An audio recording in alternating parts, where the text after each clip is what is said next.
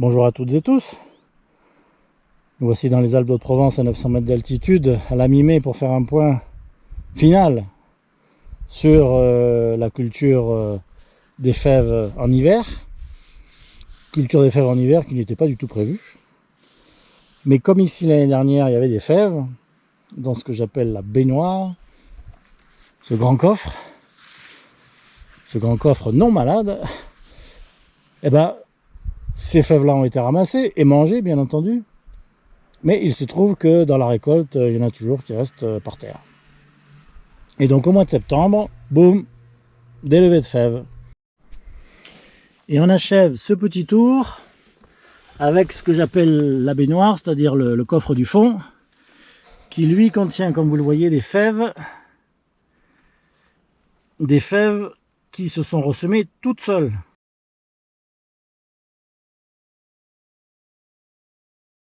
Parce que sinon, elles ne seraient pas au milieu de l'allée.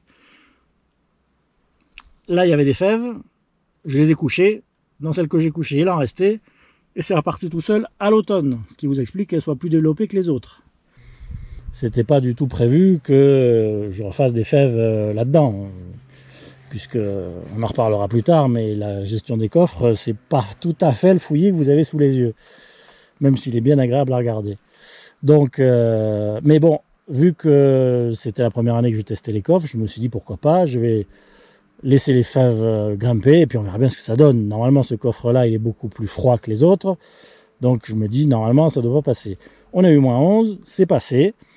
Elles ont pris à ces moments-là 2-3 petits coups dans la tête, mais c'est passé.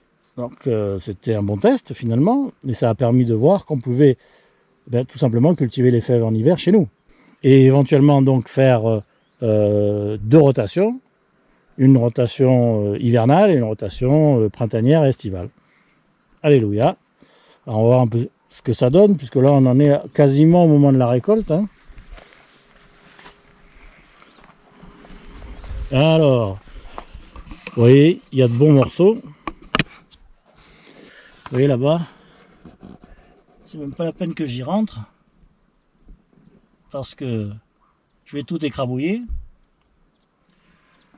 Donc voilà. Bon, vous en avez un peu partout, hein, mais le but c'était pas non plus d'en faire des tonnes, c'était de voir comment ça se passait. On est d'accord, hein, c'est pas un coffre de fèves, sinon il y en a quelques-unes, mais ça va pas chercher bien loin.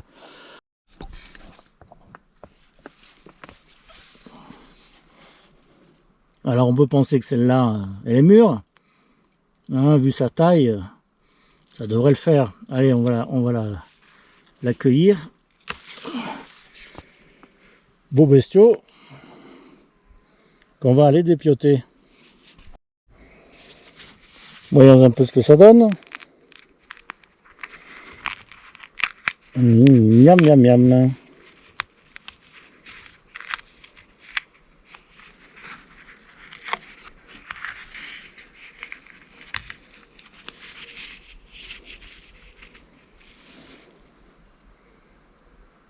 De belles fèves délicieuses que l'on va s'empresser de manger.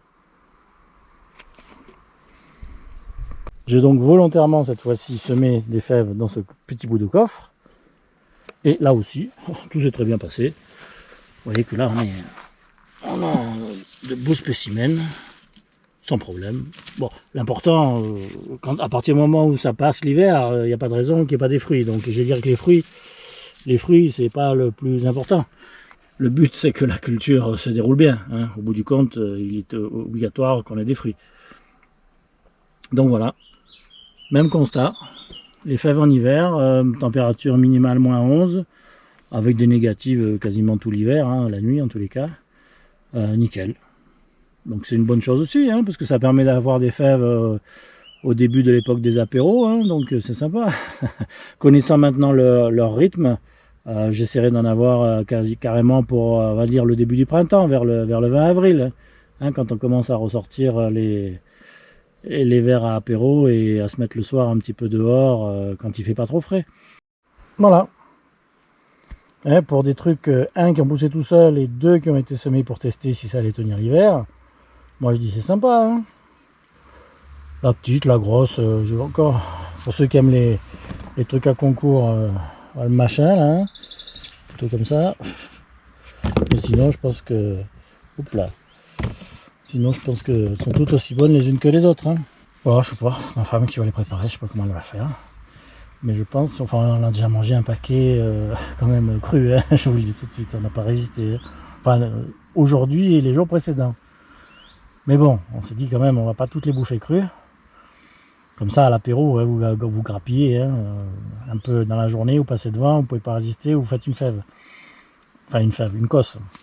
Avec toutes ces fèves à l'intérieur. Mais là je pense que ça va être un plat chaud. Enfin c'est sûr même, ça va être un plat chaud. Voilà, ben c'est terminé pour ce bilan des fèves avec la récolte. Maintenant, bon appétit.